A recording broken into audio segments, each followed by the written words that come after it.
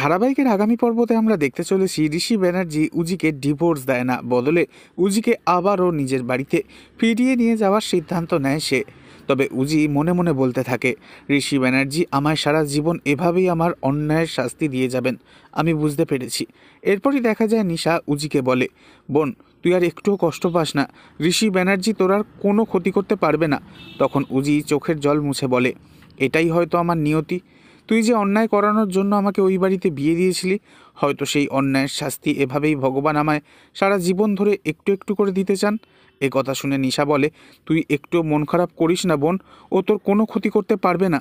এরপর দেখা যায় নিশা আর বানু থানা থেকে বেরোচ্ছে। ঠিক তখনই জিতবাসু পিছন থেকে বলে ওঠে, মহারানীকে কিন্তু এখনও আমরা খুঁজছি, একদিন না একদিন ঠিক ওকে আমরা খুঁজে বার করবই করব।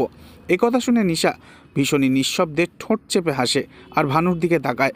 নিশা জিতবাসুকে বুঝতেও দেয় না এই মহারানী আসলে অন্য কেউ নয়, নিশা বলেই।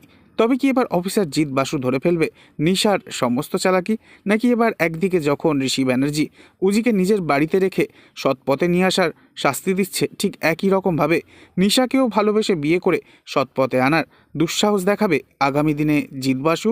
কি হতে চলেছে আগামী পর্ব? নেক্সট আপডেট জানতে অবশ্যই সাবস্ক্রাইব করে রাখবেন। ধন্যবাদ।